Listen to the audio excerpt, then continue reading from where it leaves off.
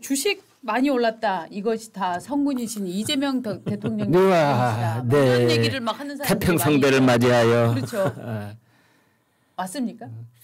네, 뭐 여러 가지 네. 이제 분석들이 나오는데요. 제가 오늘 아침에 라디오에서도 하는 그 분석가들이 분석을 하는데 이재명 대통령 덕분이라고 하는 사람은 단 한 사람도 없었습니다. 물론 네. 이재명 대통령이 우리나라 국가 그 이쪽으로 봤을 때 이제 개개인이 가지고 있는 자산의 70몇 %가 이 부동산에 쏠려 있다. 그래서 자산을 결국은 주식시장으로 옮겨가는 것을 이제 정책 목표로 삼겠다. 이래가지고 탄력을 받은 건 사실이지만 그러나 어제 4천을 돌파하고 이런 것은 우리나라 주식시장의 그 전체적인 화랑 장세의 그 53%가 삼성전자하고 SK 하이닉스 때문이랍니다. 네. 덕분이랍니다. 네. 이제 그러니까 그런 거에서 볼 수 있듯이 아무튼 지금 우리 주식시장이 정말로 화랑세냐 이건 조금 더 두고 봐야 된다 이런 이제 말도 있고요. 가령 지금 민주당 쪽에서는 절대 웃지 못한다.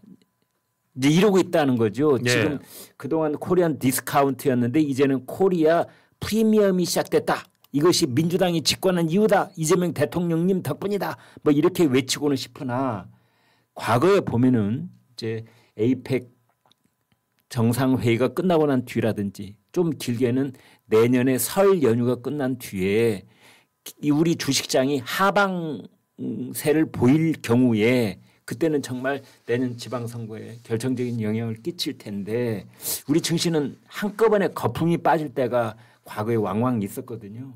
그래서 아무튼 이것과 맞물려서 이 부동산 대책의 그 이 여파가 내년 초까지 계속 이어질 것으로 보이는데 그때 어떻게 될지 좀 지켜봐야 될 것 같습니다. 그러니까 이렇게 주식이 오르면 대통령님 만세해야 되는데 서울 사람들을 대상으로 여론조사를 했더니 이게 그렇게 안 나왔단 말이죠. 네. 여론조사 결과 하나 보여드리겠습니다. 자, 서울 시민의 49%가 이재명의 국정운영 나는 잘 못한다고 생각해가 49%였습니다. 아니 이재명 잘하고 있는데 47%. 잘 모르겠어는 굉장히 적은 편이에요. 2.8%에다가 1%니까 3.8%밖에 안 되는. 그러니까 네. 명확히 판단들을 다 하고 계시다. 네. 한국 사회여론연구소와 CBS 연구소가 CBS 노컷뉴스 의뢰를 받아갖고 네. 지금 이제 조사를 한 건데요. 저희가 이제 우측에다가 그 내용을 좀 적어드렸는데 저 지금 서울 분들은 뭔 소리야. 나는 이제만 못한다고 생각해가 더 많은 거예요. 네. 이거 민주당에서 굉장히 심각하게 봐야 되는 거 아닌가요? 네. 네. 그러니까 지금 내년 이제 6월에 그 서울시장 선거가 지방선거에 17개 광역단체장이 있지만 나머지 16개를 빼앗기고 서울시장을 얻는 쪽과 나머지 16을 얻었으나 서울시장을 빼앗긴 쪽 어느 쪽이 더 깝깝하고 슬플까 네. 이제 극단적으로 얘기하면 예, 그렇게 얘기할 수 있을 정도로 서울시장이 이제 상징적이고 정치적이고 중요한데 여기에 보니까 최근에 이 세가 완전히 민주당 쪽에 꺾이고 있다. 이런 거지요. 대통령 지지율이 저렇게 나온다고 하는 것은 서울시장 후보로 거론되고 있는 사람들한테 직접적으로 영향을 끼치고 있습니다. 예컨대 오세훈 지금 현역 시장이 압도적인 1등이에요. 이제 서울시장 후보군을 여론조사 지지율을 받았더니 오세훈 현역 시장이 25.6%로 1등. 네. 민주당 쪽에서는 따져봤더니 박주민 10.5, 서영교, 뭐 정원오 9.6, 기타 등등 이렇게 되어 있습니다. 따라서 그 서울시장 후보만 봤을 때는 국힘 쪽이 민주당 쪽을 거의 더블 스코어 이상으로 지금 앞서 있었습니다. 이런 것들이 다 영향을 미치고 있다. 이렇게 보는 거죠. 그래서 아마 부분적으로 지금 서울시장을 놓고 여러 가지 얘기가 오가는 중에 민주당 쪽에 빨간불이 켜지고 있는 것이 아닌가 이렇게 그렇죠. 보여집니다. 그런데 오세훈에 비해서 박주민이나 서영교, 정원호 요분들이 좀 지명도가 떨어진다. 중량급으로 안 보인다. 그러니까 그런 얘기들 많이 하죠. 그렇죠. 다른 선수가 나오면은 요 또 균형추가 달라질 수 있는 거 아닐까요? 그렇게 볼 수 있습니다. 네. 예. 그래서 지금 우리 김광현 선배가 소개해 주셨지만 민주당 중에서 누구 지지하냐 할 때 제일 많이 나오는 박주민 그것도 10.5밖에 안 나온 박주민과 오세훈을 붙여봤을 때 36.1대 29.2. 그러니까 민주당이 다 집결해도 29.2 30%를 못 넘길 정도로 그렇죠, 약세를 그렇죠. 보이고 있단 말이죠. 네. 그 뒤에 뭐 서영교 그다음 정원호 성동구청장 이 양반이 성동구에서 꽤 평판이 좋더라고요. 예, 정말 행정을 잘하는 그런 모양이에요. 구청장이다 이런 평가를 받고 있죠. 그리고 홍익표 전 의원 4.8, 전현희 의원 4.5 이렇게 나가다 보니 지금 민주당에서는 사실 현재 후보군이 아니라 외부에서 영입해서 이번 서울시의 민주당 후보, 여권 후보는 내세울 것이다. 그런 말들이 사실은 아주 공공연하게 나오고 있는 상황입니다. 그렇죠. 그래서 기업 뭐 두산에 그 뭐 박용원 회장을 뭐 영입한다든지 기업인 영입설 아니면 저 청와대 대통령실에 그 저 강훈식 비서실장 영입설 그렇죠. 이런 뭐 심지어 지금은 좀 사고로 들었습니다만 뭐 조국당의 조국 그 비대위원장이 뭐 나갈 수도 있다는 설부터 김민석 국무총리설도 네. 있고요. 네. 그러다 보니까 지금 현재 이 고만고만한 후보들 갖고는 사실은 지금 정확한 판세를 예측하기 어렵고 대부분 내년에 서울시장 민주당 후보는 현재 나오는 사람이겠어 아니면 당외에서 데리고 오겠어. 이를테면 현역 의원 아닌 사람 중에서 뭐 국총리나 비서실장이나 기업인을 데리고 오겠어 하면 외부에서 데리고 올 것 같다는 말이 더 많은 상황이긴 합니다. 그렇죠. 네, 여기서 이번 여론조사에서 저는 눈에 띄는 것이 이런 거예요. 가령 지금 지난 몇 달 동안 언론에 가장 많이 노출됐던 사람이 서영교, 전현희 이런 사람들이에요.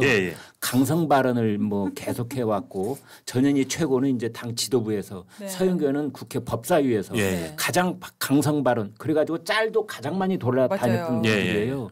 그런데 여론조사를 막상 해보니 서울 시민들 생각은 전혀 다른 곳에 가 있었다. 가령 국회에서 목소리 크다고 해서 지지율이 높은 거 절대 아니다.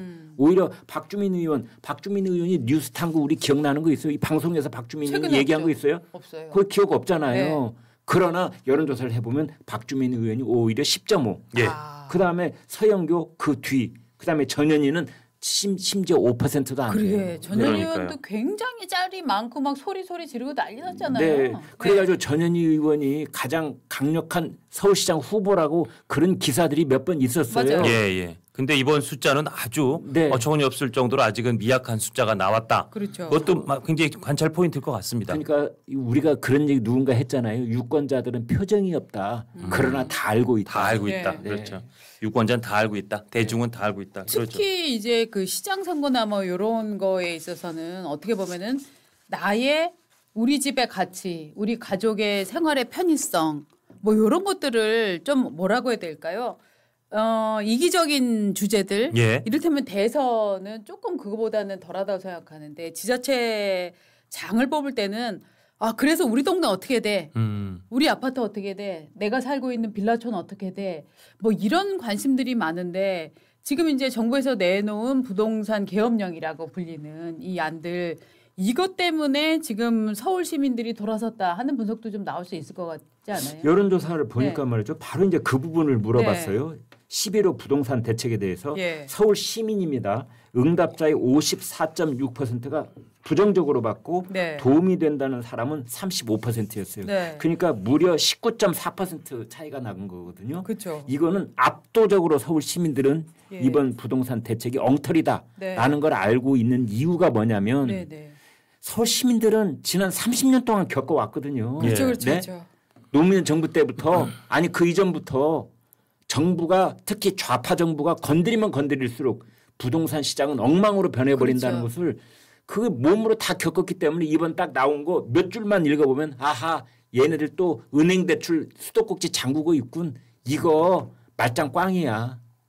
이제 이걸 아는 것이 바로 여론조사로 20%포인트 차이라고 하는 것은 서울 시민의 압도적인 부정적인 반응을 얻고 있다. 이렇게 볼 수밖에 없는 겁니다. 거기에 더해서 이번에 서울 전역을 다 토지거래 허가 소구역으로 묶은 게 물론 강남, 서초, 송파, 뭐 용산 뭐 이런 데가 마용성이 많이 오르는 거 알지만 그렇지 않은 구들이 있잖아요. 뭐 제가 특별히 뭐 특정하지 않겠습니다. 하지만 들으시는 분 중에 거기 사시는 분 다 느낌이 올 텐데 왜 우리를 묶어? 그렇죠. 우리 한참 그리고 조합해서 뭐 재건축 추진하던 사람도 이거 갑자기 꼼짝마? 뭐 갑자기 움직이지 말고 손발 묶여서 가만히 있으라고 너무 화가 나는 거예요. 그분들은. 그러니까 서울에서는 진짜 원래 강남권에 있던 데야 뭐 그래 허가구역으로 묶여 있었고 그게 오세훈 시장이 풀었다 묶었다는 약간의 해프닝도 있었지만 다른 데서는 이게 너무 충격적이었고 특히 내가 어떻게 해서 조금 있으면 좋은 집을 하나 마련하거나 아내가 조금 있으면 조금 더 좋은 집으로 옮겨 타려고 했던 사람들한테 움직이지도 말고 뭐 대출할 생각도 하지 말고 심지어 초반에는 대환 대출까지도 LTV를 확 깎아버리는 이게 뭐한 짓이야라는 정말 그러니까 이게 경험칙상 그동안 노무현 정부, 문재인 정부에서 집값이 많이 올랐는데 얘네들 또 헛수고한다. 또 말도 안 되는 정책이다도 있었지만 그에 앞서서 이게 뭐한 짓이야? 그런 분노가 더 컸다고 생각해요. 그래서 딱 이 정책 나오자마자 바로 직후에 나온 게 내년 서울시장 선거는 끝났다. 그렇죠. 내년에 민주당이 서울시는 도저히 못 이기겠다.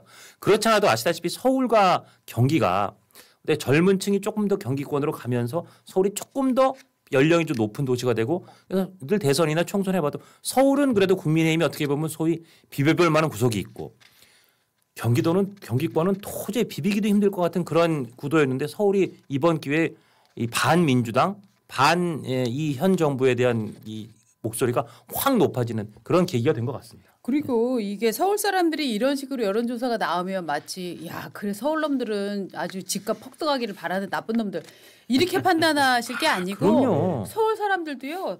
내 집이 오늘 5억인데 한 달 후에는 10억 되면 좋겠다. 이런 생각하는 사람 없어요. 왜냐하면 그러면 10억이었던 집은 20억이 되기 때문에 그럼 격차는 더 벌어지는 거잖아요.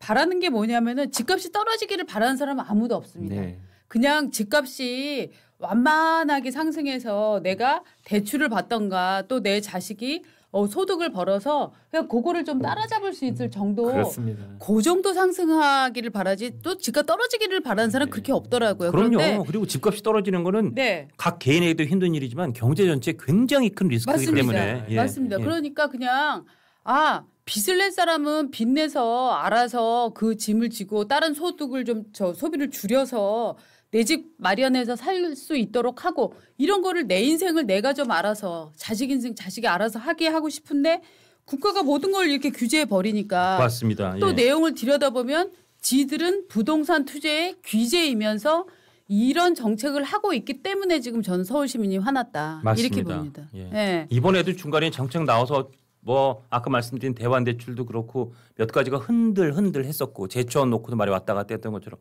일단 땜질 정책이라는 거.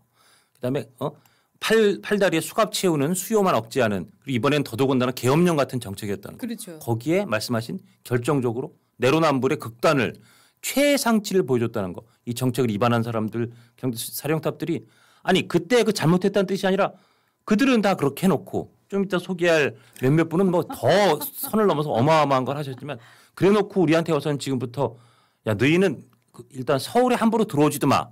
집 살 생각하지 마. 그냥 웬만하면 월세로 살아. 이렇게 느껴진 거죠. 그렇게 그렇죠. 말은 안 했지만. 예.